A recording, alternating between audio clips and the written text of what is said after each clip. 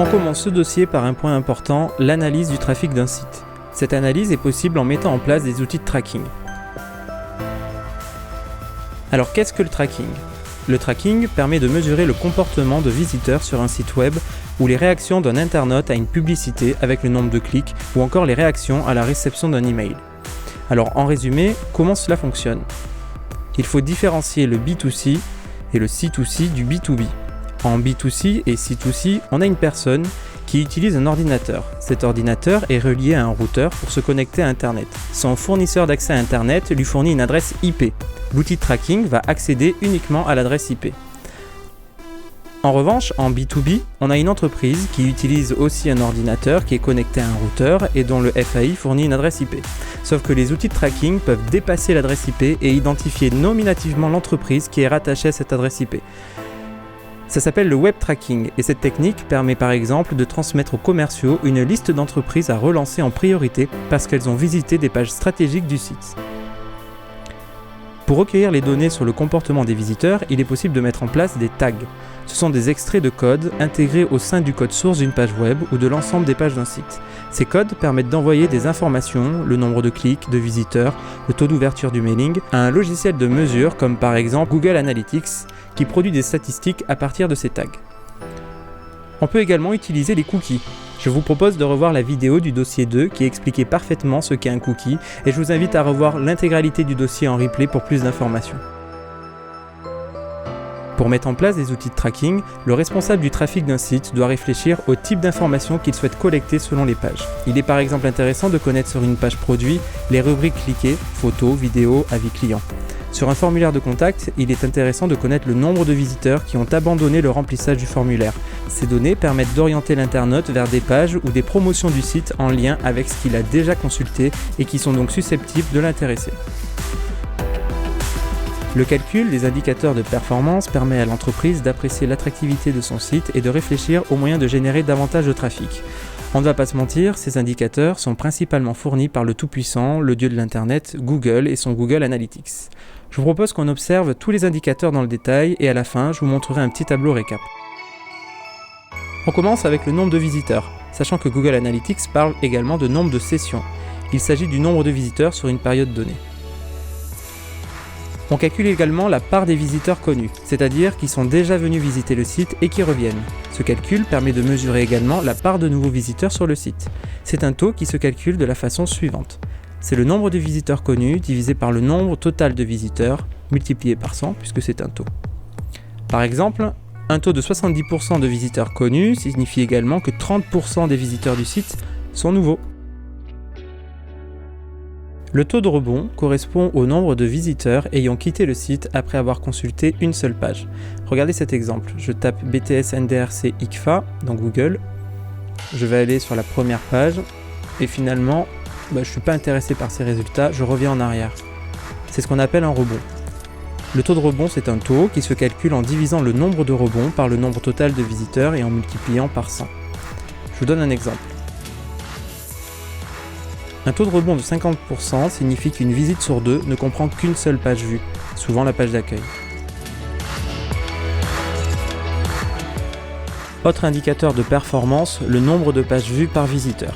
Je vous laisse deviner, c'est le nombre de pages consultées par chaque visiteur. C'est une moyenne. Il se calcule ainsi, c'est le nombre de pages vues divisé par le nombre de sessions multiplié par 100. En fait, c'est l'indicateur inverse du taux de rebond. La durée moyenne par visite correspond au temps moyen de chaque visite sur l'ensemble du site. Son calcul est simple, c'est le temps passé sur toutes les pages du site divisé par le nombre de visites. En moyenne, il est de 2 à 3 minutes. Pour terminer, le temps passé par page par visiteur détermine le temps moyen que passe un visiteur sur une page du site. Son calcul est simple, c'est le temps passé sur toutes les pages divisé par le nombre de pages visitées.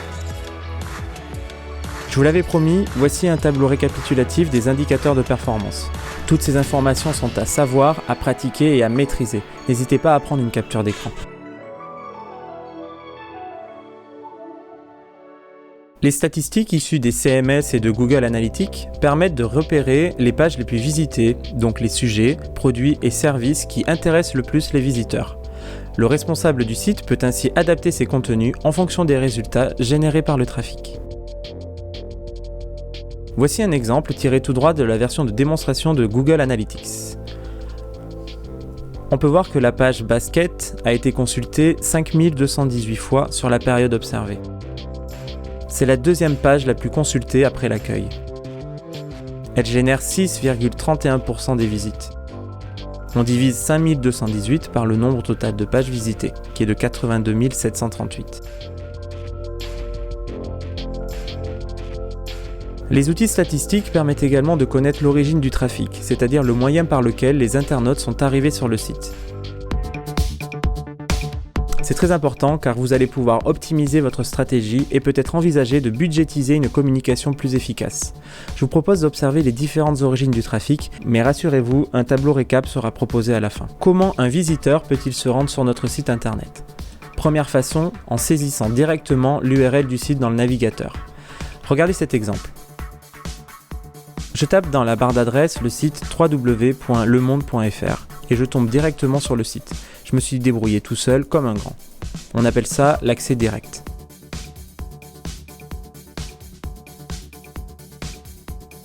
On peut aussi ne pas connaître l'adresse exacte du site, ou alors chercher un site avec des mots-clés.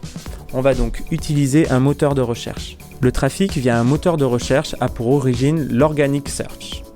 Par exemple, je veux consulter le site du Figaro mais je ne connais pas l'URL. Je tape dans Google « Le Figaro » et je clique sur le résultat de la recherche pour me retrouver sur la page d'accueil du Figaro. Le paid search, c'est quand une entreprise utilise le référencement payant. Concrètement, je suis une entreprise peu connue mais je veux m'offrir le luxe d'apparaître en haut d'une recherche sur Google. Je vais donc payer un lien commercial. Par exemple, je suis internaute et je veux me faire construire une piscine. Je vais utiliser Google pour trouver un pisciniste. Les premiers résultats avec la mention « Annonce » correspondent à un référencement payant. L'entreprise propriétaire du site a payé pour apparaître en haut des résultats. Le display représente le pourcentage de visiteurs arrivés sur le site en cliquant sur une bannière publicitaire. Sur Internet, la publicité est appelée « Display Advertising ». Par exemple, je suis tranquillement en train de regarder mon programme télé sur le site Télé Loisirs et hop, une pub Andros. Je clique sur la bannière et je me retrouve sur le site d'Andros.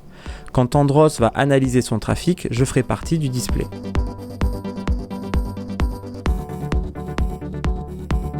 On parle de référal ou site référent pour le pourcentage de visiteurs arrivés sur le site via un lien présent sur un autre site. Il peut s'agir d'un partenaire qui choisit de mettre en avant l'offre de l'entreprise ou alors d'un affilié qui prescrit les produits et services. Il existe une rémunération du partenaire ou de l'affilié par rapport au trafic qui est envoyé sur le site et concernant les ventes réalisées. Voici un exemple. Je visite un site d'une blogueuse bordelaise. Il y a un article sur les produits bio pour bébés. Dans l'article, il est question d'une crème de change. Les parents comprendront et pour les autres, vous comprendrez un jour à quoi ça sert. Quand je clique sur le texte « crème de change Velleda », je me retrouve sur un site marchand. Et paf, une rémunération pour la blogueuse. Je vais maintenant acheter le produit et paf, augmentation de la rémunération de la blogueuse. Et pour terminer, les médias sociaux. Chaque visiteur qui se rend sur un site en cliquant sur une publicité sur un réseau social ou via une page professionnelle d'une marque sur un réseau aura pour origine les médias sociaux, ou en anglais social.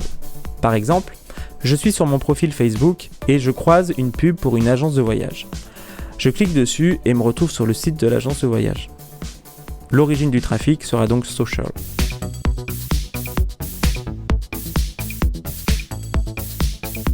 Chose promise, chose due, voici un récapitulatif des différentes origines du trafic. Il s'agit là aussi d'informations à connaître, à pratiquer et à maîtriser. Je vous encourage à faire une capture d'écran de ce tableau.